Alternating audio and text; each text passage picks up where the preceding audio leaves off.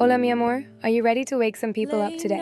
Always, because too many experts out there are still invisible, and that ends now. This is the Inspire Authority podcast, where we teach coaches, creators, and entrepreneurs how to build unstoppable brands through writing, storytelling, and media. I'm RJ Stewart Inspire, author, business coach, and creative strategist. And I'm Noelle Ayana, digital creator, brand strategist, and yes, sometimes I call him mi amor.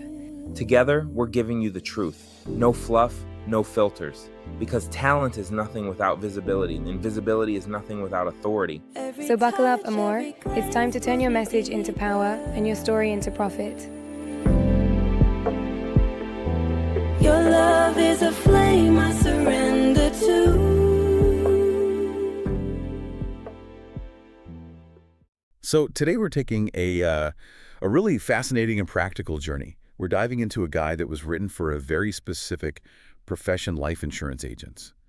But I promise you, what we've pulled from it is, well, it's a universal blueprint for anyone trying to build real authority online. That's absolutely right. We're always chasing these, complex new marketing tools. But what these sources show is that the secret is actually, it's simple. It's foundational. So it's not about being the loudest person in the room. Not at all. The people who win on social media, they aren't louder. They are just clearer, they're trusted, and they are so consistent. We're here to really break down that shift from, hustling all the time to just attracting people. Okay, and let's just establish the problem right away, because the sources are really clear on this. The biggest mistake is treating social media like a Kate, like a digital cold call. And this applies to anyone, right? Financial advice, consulting, anything high trust. We've all seen those posts that just scream, DM me for the best rates, or limited time offer. And that approach it fundamentally misses the point of the platform. I mean, think about why you log into social media. You're not opening up Facebook planning to buy something major. No, of course not. You log in to connect, maybe get a little entertainment, or, and this is the crucial part, to learn something, to feel understood. Selling first just violates that whole social contract. It's just noise, really. So the moment you get that the audience wants knowledge, not a sales pitch, your whole mission just flips on its head. Exactly. The core idea from this guide is simple. Your job is to educate first, sell second. That's the first hurdle we have to get over. And that's the key to unlocking authority, isn't it? The perceived value of your expertise goes way up when you use it to inform, not just to pitch. Precisely. Okay, so let's unpack that immediate, tangible change in content. It's about moving from the product to solving the problem. Stop selling the policy, start building the trust. Right. So contrast the two approaches for us. Okay, so on one hand, you have the ineffective, transactional posts. They're just generic noise. Like best rates in town. Exactly. Or come meet me to talk about your future. It offers zero immediate value to the person scrolling. But the other side, the effective educational examples, they give you something right away. Yes. Posts like 3 mistakes families make when approaching retirement savings, or, staying with the insurance example. What happens to your mortgage if something unexpected happens? My favorite one they mentioned was the one that cuts through the jargon. Term versus whole life explained in plain English. That one is brilliant. That's the aha moment right there. Because when someone reads a post and feels genuinely smarter about a complicated topic, the person who wrote it, they instantly graduate from salesperson to trusted expert in their mind. And that feeling of competence you give your audience, that's the real currency here, isn't it? If they trust you to explain things clearly, they'll eventually trust your advice on a solution. It's the difference between being chased by a car salesman and actively seeking out a recommended educator. The whole relationship starts with respect. That makes perfect sense. Okay, so let's shift from the why to the how, from the philosophy to the mechanics, because great ideas are useless without consistency. And the guide is very firm on this. The first rule is to master one platform. Not 5. Not 5. Trying to be everywhere just results in being, kind of mediocre on all of them. Trust is built through focused repetition. Be effective somewhere instead of just being visible everywhere.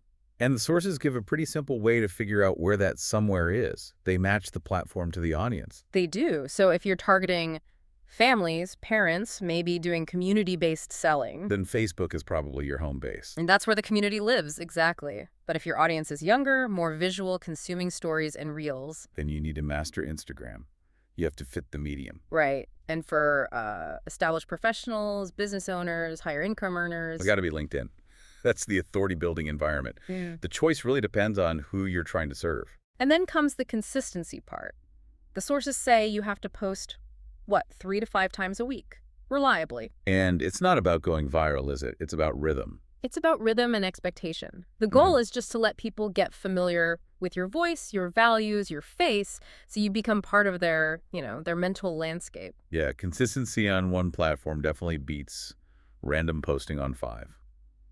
You're building an expected flow of value. It's like the digital version of running into a trusted colleague a few times a week. It just builds that psychological safety. Okay, so once you're posting consistently, you need to make sure people don't tune out. And that's where this 3 content pillar formula comes in. Yeah, this is how you structure those 3 to 5 posts a week so it doesn't get stale. Because if you only post educational stuff, you're just a textbook. And if you only post personal stories, you're a reality show. This formula gives you that balance. So pillar 1 is educational content. They call it Teach. Right. And the purpose here is just to answer the FAQs, simplify the hard stuff, and, bust the common myths. It gives people the tools to understand the topic better, not just to follow your advice blindly. Exactly. And the source used a great quote to show that clarity. Life insurance doesn't replace income, it replaces options. Oh, I like that. That one sentence just reframes the entire product. That's the goal. Precisely. So pillar 2 is authority content, or lead. This is where you establish your credentials, you give those industry insights that only an insider would know. But hold on, if I'm posting that often, I feel this pressure to talk about rates sometimes, or people will think I'm the most expensive. How does the guide handle that? That's a great question, and it acknowledges that pressure. But it says you don't address rates, you address value. And you do that through this authority pillar. So you show, not tell. You show, not tell. You use lessons from real cases, anonymously, of course, or you share industry trends, or that powerful kind of anecdote like, after 7 years as an agent, here's what families regret most. Ah, okay, so that positions you as a seasoned guide, someone who's seen it all, not just a quote machine. You lead with insight. You're using your experience not to brag, but to warn or to inform. Which brings us to pillar 3, the one that I think separates the robots from the relationship builders. Human content or connect. Yes. The guide really hammers this home. People buy from humans, not from logos. This is the one that builds safety, right? You pull back the curtain a little bit. Just enough. You share personal reflections, maybe lessons you've learned outside of work, or just why you do this difficult work. The quote they use for this one really nails it. I didn't get into this profession for the money. I got into it because I've seen what happens when families don't plan. That vulnerability, that's the anchor of sincerity. And when you put those 3 pillars together, teach, lead, and connect, you're meeting the audience's complete need for knowledge, clarity, and safety. Okay, so we have the strategy, educate, don't pitch. We have the structure, the 3 pillars. Now let's talk about delivery, how to make it actually land. The source insists you have to be seen, not just read. Yes, video. Face-to-camera content builds trust faster than anything. When people see your nonverbals, hear your voice, the relationship just leaps forward. And you don't need a fancy studio setup. No, not at all. Your phone, good light, a clear message, and just calm confidence. The specs are simple. Keep it short, 30 to 60 seconds, and stick to one idea per video. That's it. And they have a great psychological tip for this, right? Speak to one person. Yes. Speak like you're helping one person, not a huge audience.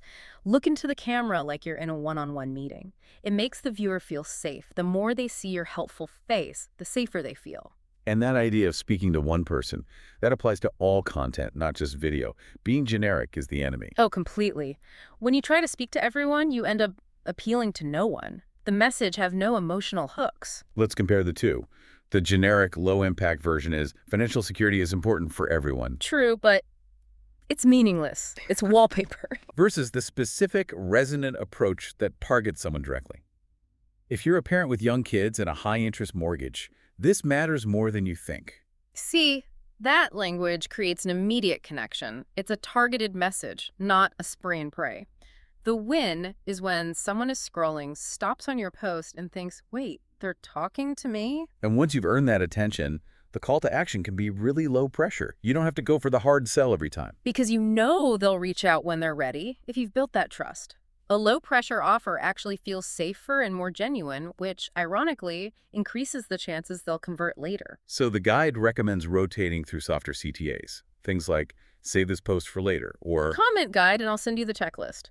Or simply DM me if this raised questions. It keeps the door open without shoving a price tag in their face. this all sounds like a complete mindset shift. But we do have to talk about the elephant in the room.